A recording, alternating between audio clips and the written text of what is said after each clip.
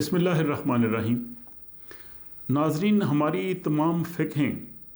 تقریباً 1200 سال قبل خطۂ عرب میں تشکیل پائی تھی۔ اس دور میں ہمارے ائمہ کے سامنے وہ مسائل موجود نہیں تھے جن کا سامنا ہمیں آج کے دور میں کر رہا ہے۔ مثلاً ہمارے ہاں جو سماجی مسائل ہیں، معاشی جو صورتحال ہے، میڈیکل سائنس میں جیسے آرگن ٹرانسپلانٹ یعنی اعضاء کی پیوند کاری ہے، بلکہ اب تو یہاں تک کہ آگے کہ شاید انسانوں کی جان بچانے کے لیے جانوروں کے اعضاء جو ہے ان کی پیوند کاری کرنا پڑے، ٹیشو ٹرانسپلانٹ ہے، یا بے اولاد جو جوڑے ہیں ان کے ہاں جو ہے وہ سیروگیٹ مدر یا سیلز ڈونیشن، اس طرح کے سوالات سامنے آتے ہیں۔ غیر مسلم ممالک میں موجود جو مسلمان ہیں انہیں وہاں کی معاشرت میں رہتے ہوئے بہت سے ایسے مسائل ہیں۔ اس کے علاوہ رویت ہلال ہے، جیسے یا مشینی ذبیحہ ہے، آئینی مسائل ہیں، ٹیکس کے مسائل ہیں، زکوٰۃ کی جو صورتحال مختلف معاشروں میں ہے، اور نماز قصر ہے، یعنی اس طرح کے بے شمار ایسے مسائل جو دور حاضر میں ہمیں درپیش ہیں، وہ اس وقت موجود نہیں تھے جب ہمارے ائمہ کرام نے بڑی محنت سے ہماری فقہ مرتب کی۔ اور آج اسلام جو ہے وہ آسٹریلیا، امریکہ، شمالی یورپ، جاپان، پورے تقریباً کرۂ ارض تک پھیل چکا ہے۔ اور اگر ہم شمالی یورپ کی بات کریں، سویڈن، فن لینڈ اور ناروے کے شمال میں، تو وہاں جون جولائی میں سورج 24 گھنٹے جو ہے وہ چمکتا ہے، اور اسی طرح دسمبر جنوری میں وہاں پہ 24 گھنٹے کی رات ہوتی ہے۔ اب کسی بھی ہماری فقہ کے مطابق وہاں پہ نمازوں کے اوقات کا تعین کرنا یا روزے کے اوقات کا تعین کرنا مشکل ہے، کیونکہ جب فقہ مرتب ہوئی اس وقت یہ ان کے سامنے چیزیں تھیں ہی نہیں۔ اب یہ جو تمام مسائل ہیں ان کا حل کسی ایک فقہ میں موجود نہیں ہے۔ ان مسائل کے حل کے لیے ہمیں اجتہاد کی ضرورت ہے، اور علامہ اقبال کے نزدیک ہمیں اجتہاد کے اس بند دروازے کو کھولنا ہوگا جو بہت صدیوں سے جو ہے وہ بند ہے۔ اور اس حوالے سے علامہ اقبال کے جو نظریات ہیں، ان کی فکر ہے، ان کے کچھ نکات میں آپ کے سامنے پیش کرنا چاہوں گا، کیونکہ علامہ اقبال کے نزدیک اسلام کا جو تصور حیات ہے وہ متحرک ہے، یعنی وہ جامد نہیں، ایک جگہ پہ کھڑا نہیں ہے، وہ متحرک ہے، وہ آگے بڑھنے والا ہے، زمانے کے تقاضوں کو ساتھ لے کے چلنے والا ہے، کیونکہ رسول پاک صلی اللہ علیہ وسلم پہ آخری وحی آئی ہے، اور کسی نبی اور پیغمبر نے آنا نہیں، اور کوئی وحی آنی نہیں۔ جب تک انسان اس کرۂ ارض پہ رہے گا اس کے لیے یہ ہدایت ہی ہوگی، لیکن جو نئے مسائل آتے آئیں گے تو ان کے حل کی تلاش کی ضرورت ہے۔ اسی لیے اجتہاد جو تھا وہ علامہ اقبال کا ایک مستقل موضوع تھا، اور انہیں ان سے بہت گہری دلچسپی تھی۔ اس حوالے سے انہوں نے اپنی شاعری میں بھی بہت کچھ لکھا ہے، اور اپنے جو شہرہ آفاق ان کے خطبات ہیں، دی ریکنسٹرکشن ریلیجیس تھاٹس ان اسلام، اس میں جو ایک ان کا چھٹا خطبہ ہے وہ اسی بارے میں ہے، اجتہاد فی الاسلام in the principle of movement in the structure of Islam. تو اس میں انہوں نے وہ اپنے نظریات پیش کیے، وہ مسائل پیش کیے، وہ حوالہ جات دیے، اور اس میں اگر آپ پڑھیں تو علامہ نے بڑی تفصیل سے وہ باتیں کی ہیں وہ شاید کسی اور مفکر نے یا اسلام کے کسی اسکالرز نے شاید وہ نہیں کی۔ تو جب انہوں نے اپنی یہ نظریات پیش کیے تو قدامت پرست علماء کی جانب سے سخت تنقید بھی ان پہ ہوئی، لیکن علامہ اپنی فکر پہ قائم رہے، اور انہوں نے مسلسل اپنی شاعری اور اپنے خطبات کے ذریعے اپنے اس نقطہ نظر کو پیش کیا۔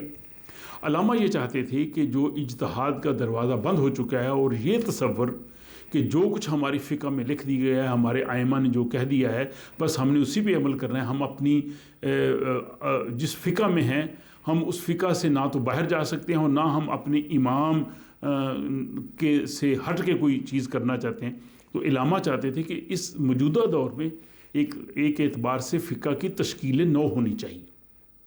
اور زندگی کے جو ہمارے مسائل ہیں تاکہ ہم ان کو حل کر سکیں۔ اور میں سمجھتا ہوں کہ آج کے دور میں بھی اگر ہم دیکھیں تو علامہ کا یہ مطالبہ بالکل درست ہے، اور یہ دور جدید کی ضرورت ہے۔ علامہ اجتہاد کا حق کسی ایک فرد کو یا طبقہ کو نہیں دینا چاہتے تھے. وہ چاہتے تھے کہ جو مسلمان جہاں پہ اکثریت میں ہوں گے، ظاہر ہے ان کے جو منتخب نمائندے ہوں گے، کیونکہ اسلام کی روح جمہوری ہے تو یہ ان کے پاس ہونا چاہیے. اس کا حوالہ انہوں نے قرآن حکیم کے جو ارشادات ہیں وَشَاوِرُهُمْ فِي الْأَمْرِ اور وَأَمْرُهُمْ شُورَى بَيْنَهُمْ ان کا حوالہ دیتے ہوئے علامہ یہ کہتے ہیں کہ خلافت راشدہ میں بھی یہی اصول تھا کہ جب بھی کوئی موقع آتا تھا وہ جو رائے طلب کی جاتی تھی، نبی پاک صلی اللہ علیہ وسلم نے خود اپنی زندگی میں مختلف مواقع پہ رائے طلب کی اور اس کے بعد جو ہے جس چیز پہ کنسنسس ہوا یا جو ان کو رائے اچھی لگی انہوں نے اس کو اختیار کیا، حالانکہ وحی کی روح سے وہ معاملات طے کیے جا سکتے تھے. تو یہ ہمارے لیے ایک اچھا سبق تھا. دوسرا علامہ یہ کہتے ہیں کہ جو اجتہاد یا جو اس کی صورت میں جو ہمارا اجماع ہوگا وہ جمہوری انداز میں ہوگا، اور جب وہ اجماع بن جائے گا تو پھر آنے والوں کے لیے جو ہے وہ ایک مثال یا رہنما اصول ہوگا. لیکن یہاں یہ بھی ہے کہ ہم کہتے ہیں کہ اجماع امہ ہمارے جو قوانین کے ماخذ ہیں ان میں شامل ہے، لیکن علامہ کہتے ہیں کہ اس کا کوئی بھی دستاویزی ثبوت ہمارے پاس نہیں کہ کون سا کس وقت کوئی اجماع ہوا ہے. یہ ایک محض ایک فسانہ ہے کہ جس کو ہم کہتے ہیں، تو اس کا ایک دستاویزی ثبوت ہونا چاہیے. اب اس اجتہاد کے بعد جو اجماع ہوگا جس میں کنسنسس ہوگا، کوئی قانون بنے گا، اس کے حوالے سے علامہ نے 3 سوالات اٹھائے ہیں. پہلا سوال انہوں نے یہ کیا کہ کیا کوئی اجماع جو ہے یا جس پہ لوگ فیصلہ کریں، کیا وہ قرآن حکیم یا جو اسوہ حسنہ میں جس چیز کو ثابت کر دیا گیا ہے کیا اس کے مخالف کوئی قانون بن سکتا ہے؟ تو علامہ کہتے ہیں کہ قرآن حکیم جو ہے وہ ہمارے لیے حرف آخر ہے. تو قرآن حکیم میں جو چیز کر دی گئی ہے، بات طے کر دی گئی ہے، اس کے خلاف کوئی بھی قانون نہیں بن سکتا. یہ فرق ہے ہماری جمہوریت میں اور مغربی جمہوریت میں. مغربی جمہوریت میں جو ہے وہ 51% 51% کوئی بھی قانون بنا سکتے ہیں، خواہ وہ مرد کی مرد سے شادی کروا دیں یا کوئی بھی قانون کر دیں، وہاں پہ یہ ہو سکتا ہے. لیکن ہمارے ہاں 100% بھی قرآن کی کسی قانون کے خلاف نہیں کر سکتے. تو علامہ نے اس حوالے سے یہ کہا. پھر دوسرا ان کے نزدیک سوال تھا کہ اگر کسی زمانے میں کوئی اجماع ہو گیا ہے تو کیا آنے والے لوگ جو ہیں وہ پابند ہیں اس کے؟ تو انہوں نے کہا جی کہ اس کو دیکھنا ہوگا، اگر وہ ان کے لیے قابل عمل ہے تو وہ اس کے پابند ہیں، اور اگر اس کے وہ قابل عمل نہیں ہے تو اس کے پابند نہیں ہیں. تیسرا سوال یہ تھا کہ اجماع کرے گا کون، اجتہاد کرے گا کون؟ کیا یہ کوئی فرد واحد ہے یا یہ کوئی طبقہ علماء کا طبقہ ہے، یہ اجتہاد کریں گے، مفتی حضرات کریں گے؟ تو انہوں نے کہا کہ نہیں، یہ امت مسلمہ کا جو ہے، ان کے جو لوگ، ان کے جو نمائندے چنیں گے وہ اس کو اجتہاد کریں اور پھر وہ اپنے ملک علاقے پہ ویلڈ کریں. میں سمجھتا ہوں یہ ان کی بہت اچھی تشریح تھی. بلکہ آج کے دور میں جب ہمارے 50 سے زائد اسلامی ممالک موجود ہیں اور اکثر میں جو ہے وہ منتخب جو ہے وہ پارلیمنٹس ہیں، وہ اپنے اپنے ملک کے لیے اجتہاد تو وہاں کر سکتی ہیں، لیکن اب اسلام کی حیثیت آفاقی ہے، عالمگیر ہے، اور ہمیں پوری دنیا میں ان مسائل کی ضرورت ہے. تو پھر ان تمام اسلامی ممالک کی ایک ایسی اسمبلی ہو کہ جو عالمی سطح پہ ان مسائل کا جو ہے وہ حل تلاش کرے. ہمارے ائمہ اکرام نے بہت محنت سے اور بڑی تحقیق سے جو ہے وہ فقہ مرتب کی، اور ان کی گراں قدر خدمات کو ضرور خراج تحسین پیش کرنا چاہیے. لیکن یہاں یہ بھی ہے کہ کسی بھی امام نے کبھی یہ نہیں کہا تھا کہ میری رائے کو دوسروں پہ امپوز کیا جائے. اور یہ تاریخ میں شواہد ہے کہ جب امام ابو حنیفہ رحمۃ اللہ علیہ یا امام مالک کی فقہ کو جو ہے وہ اس وقت کی حکومت نے اسٹیٹ لا کے طور پہ نافذ کرنا چاہا تو انہوں نے اس چیز سے اتفاق نہیں کیا. اور اجتہاد کے حوالے سے یا جو ہمیں جو مسائل پیش آتے ہیں، علامہ اقبال نے حدیث نبی جو ہے وہ اس میں پیش کی ہے، اس کا حوالہ دیا. اور میں سمجھتا ہوں کہ نبی پاک صلی اللہ علیہ وآلہ وسلم کی یہ حدیث مبارکہ ایک گولڈن پرنسپل ہے ہم سب کے لیے، آج کے دور کے لیے بھی. وہ یہ ہے کہ جب حضرت معاذ بن جبل رضی اللہ تعالیٰ عنہ کو رسول اکرم صلی اللہ علیہ وآلہ وسلم نے یمن کے لیے حاکم مقرر کیا، تو جب وہ مدینہ سے روانہ ہونے لگے تو نبی اکرم صلی اللہ علیہ وآلہ وسلم نے ان سے سوال کیا کہ معاذ تم وہاں پہ لوگوں میں فیصلے کس طرح کرو گے؟ تو انہوں نے کہا یا رسول اللہ صلی اللہ علیہ وآلہ وسلم، میں قرآن حکیم کی روشنی میں جو ہے وہ فیصلے کروں گا، کیونکہ قرآن ہمارے پاس جو ہے وہ اللہ کی وحی ہے، اور ہمارے تمام امور کا فیصلہ، ہماری آزادی پابندی کا تعین قرآن ہی کرتا ہے، تو میں اس کی روشنی میں ہی کروں گا۔ تو آپ نے ان سے دوسرا سوال یہ کیا کہ اگر تمہیں قرآن سے وہ حکم نہ مل سکے، کوئی ایسی چیز ہو اس علاقے کی یا نہیں، تو پھر کیا کرو گے؟ تو انہوں نے کہا جی کہ پھر میں اسوہ حسنہ کی روشنی میں اس کا حل، سنت مبارکہ کی روشنی میں اس کا حل جو ہے وہ تلاش کرنے کی کوشش کروں گا۔ آپ نے پھر سوال کیا کہ اگر قرآن اور سنت دونوں سے تمہیں حکم نہ ملے تو پھر تم کیا کرو گے؟ تو آپ نے کہا کہ پھر یا رسول اللہ ان کی روشنی میں میں اجتہاد کروں گا، میں ذاتی فیصلہ کروں گا، اپنی رائے قائم کروں گا، اور اس کی روشنی میں پھر میں یہ فیصلہ کروں گا۔ میں سمجھتا ہوں کہ یہ رسول پاک صلی اللہ علیہ وسلم اس پہ بہت خوش ہوئے، اور انہوں نے کہا کہ جب تک میری امت میں یہ روح ہوگی وہ کبھی بھی جو ہے وہ ناکام یا گمراہی کی طرف نہیں جا سکتی۔ یہ میں سمجھتا ہوں کہ یہ حضرت معاذ بن جبل کا جو واقعہ ہے یہ ہم سب کے لیے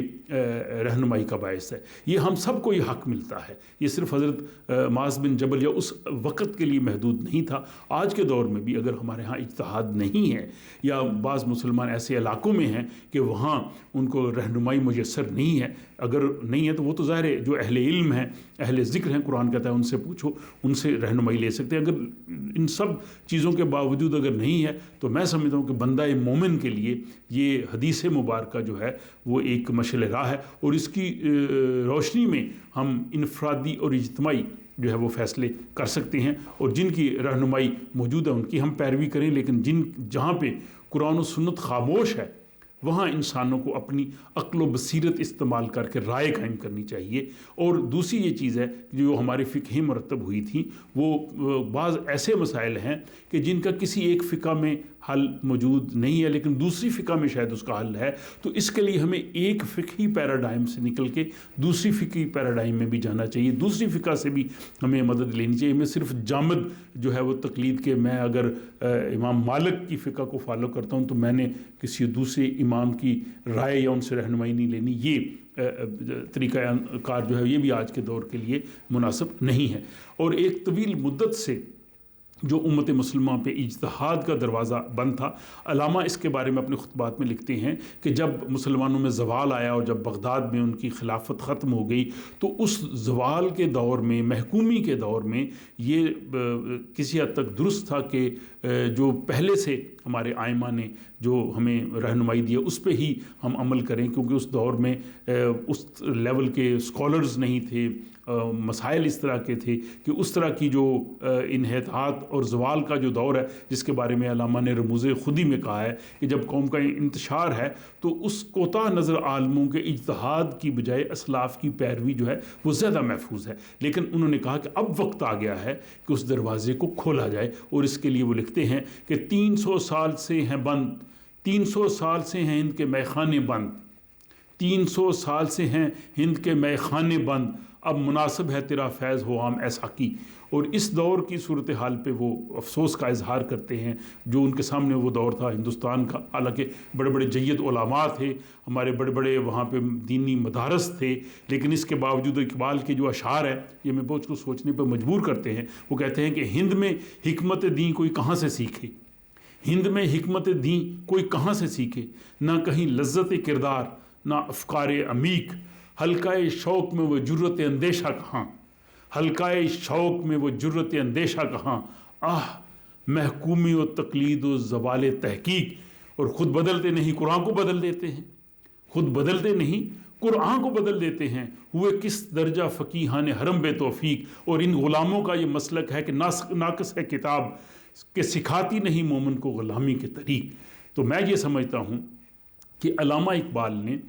قرآنی تعلیمات اور اسلام کے بنیادی اصولوں کی روشنی میں زندگی کے نئے مسائل کا حل تلاش کرنے کے لیے اور جدید علوم کی افادیت کو پیش نظر رکھنے کے لیے اسلام کی جو نئی جو تعبیر کی سائی کے حق میں انہوں نے دلائل دیے ہیں، اور قرآن جو بار بار غور و فکر و تدبر کا حکم دیتا ہے، اور بلکہ یہاں تک قرآن کہتا ہے کہ جو لوگ تدبر اور غور و فکر نہیں کرتے وہ جانور ہیں، بلکہ جانوروں سے بدتر ہیں۔ تو اس کے لیے ہمیں تیار ہونا چاہیے، اور غور و فکر کے جو نتیجہ ہے وہ اجتہاد، اسی کا دوسرا نام ہے۔ اور لیکن یہ مشکل ضرور ہے، جس کے بارے میں علامہ نے کہا کہ آئین نو سے ڈرنا، طرز کہن پہ اڑنا، آئین نو سے ڈرنا، طرز کہن پہ اڑنا، منزل یہی کٹھن ہے قوموں کی زندگی میں. اس بارے میں مجھے اپنی رائے سے ضرور آگاہ کیجیے، اور اگر کوئی آپ کے ذہن میں بھی اس حوالے سے کچھ نکات ہوں تو پلیز وہ آپ بھی ہمارے سامنے ضرور شیئر کیجیے. آپ کا بہت شکریہ.